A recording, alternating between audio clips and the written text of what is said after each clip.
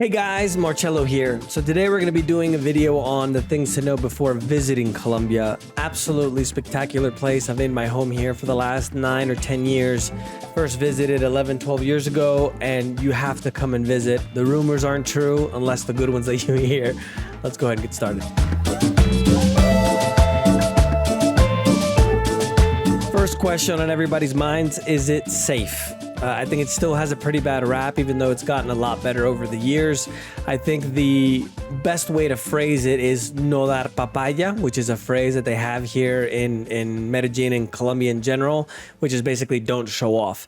There's some petty crime, yes. I think for the most part, if you're involved in things that are gonna get you in trouble, for example, going out and partying, looking for drugs and things like that, you're gonna be much more likely to get into a problem. Me personally, I've never ever had any issues here at all for the most part. 1 or 2 scares, I might do a video on that, but to be honest, Medellin for me is much safer than, for example, New York City or Philadelphia or Chicago.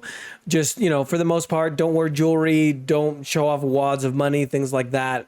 Just keep that in mind. And for the most part, it is pretty safe. I never get a bad feeling here in Medellin, but when I go to places like Bogota and also Cali, those 2 places kind of heighten my senses. I don't know what the right way to describe it is. So I would just kind of keep an extra eye out on the roads and things like that. For some things to be safe, take an Uber instead of a taxi. Ubers have a track record of who's going, where you're going, and it's all registered. So I would recommend an Uber, and also just make sure that if you're going to go to any, let's call it dicey areas, which generally in the cities in Colombia, it's the center of the city that's a little bit dicey, just go with a tour guide if you want, right? There's a lot of tour guides now that go into the barrios, and for example, in Medellin, they go into the barrios where they have all the crime and things used to happen before, and the gang violence. So just keep that in mind. It has changed a lot. I wouldn't worry for the most part. Medellin, Colombians, and most of all people from Medellin's kind of the whole Paisa region, which is, I would say, Medellin all the way down to the coffee region like Manizales and Pereira and all those cities. They're super, super friendly. The people are amazing. Definitely gonna like it. For things to see, for the most part, before the drug violence, Bogota and Cartagena were the most popular places, let's say, to be able to visit. Now Medellin and its surrounding area is the most popular to visit, I would say. If you're on a short trip, I would say start in Medellin. Make sure you go to Guatapé, which is a dam that they created with a huge rock in the middle. It looks spectacular. It's called Piedra del Peñol Rock. And then in addition to that, you might want to do Cartagena, obviously super, super popular, especially because of the old colonial buildings and the kind of the magic that was there in the old city. And obviously the beaches there along the coast. They have, you know, island bars and all kinds of things that you can visit, these little huts in the middle of the road if you're going to kind of go out and explore. And there's a city, I should say an island called San Andres, which is kind of their Caribbean, which is closer to Nicaragua.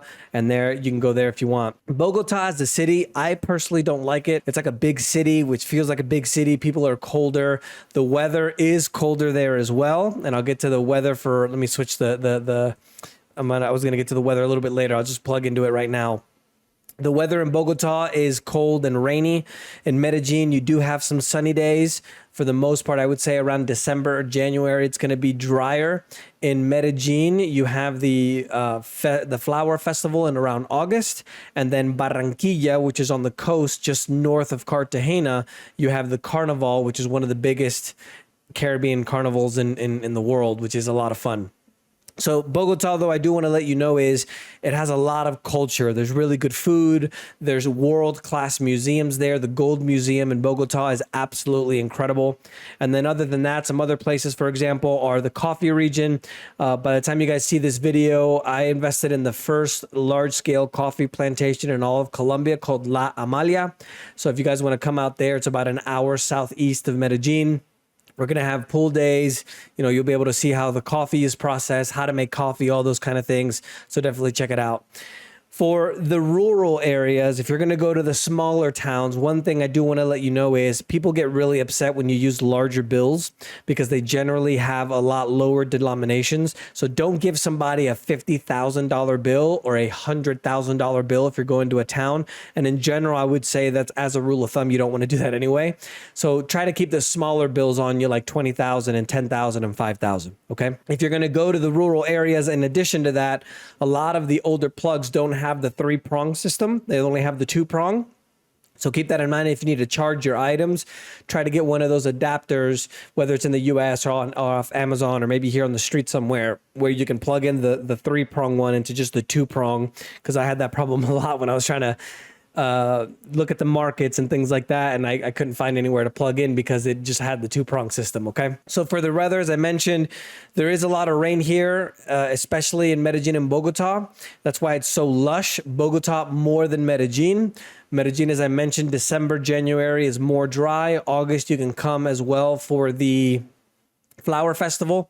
And then other than that, for the weather, it's going to be kind of hit or miss. The weather now, for the most part, has been really off track. You know, the last 3 years, it just started having sunny days for about a month and a half here in Medellin. And for the last 3 years, it was literally almost raining every single day. We never had a day where it didn't rain. Now it's starting to get a little bit more sunny. So you guys will enjoy that. For transportation, getting from city to city, flights are going to cost. They've gone up a little bit because of inflation. You're looking at maybe $70, $80 a night. $70, $80 a flight. The whole airline industry has turned into this low-cost system. Even Avianca and LATAM, which are a little bit higher end than, for example, Viva Airlines, which is one of the lower cost entities here. But just keep in mind that you're not going to be able to find things like business class if you're more of a poopy kind of flyer, okay? Getting between city to cities, if you want to save some money, they're installing these huge new interstate systems, which is absolutely amazing. A lot of them are already finished, so you can take buses from one city to the next, which is a lot cheaper. But obviously, it's going to be a lot faster to go to fly because of all the mountain ranges and things like that. When you're in the city, as I mentioned, make sure, as I mentioned, for the safety, get an Uber. There's another company called Didi, D-I-D-I, which is the Chinese version of Uber. There's also another app called InDriver, which you may not want to use because you need to offer what you want to give to them. And so for the most part, I would say that just get an Ubers. I think you'll be safe, and just, don't be flashy. That's what I mean. And one of the things I forgot to mention as well is when you come to the airport in Medellin, when you just walk out of security and they review, the X-rays on the suitcases, a lot of times you're going to be experienced with kind of really aggressive people trying to sell you something or give you a taxi. Nothing's going to happen to you, especially at the airport. Just keep that in mind. The same thing happens in places like Bogota. When you leave the airport, right when you walk out of the building, you're just going to get rushed by a bunch of guys.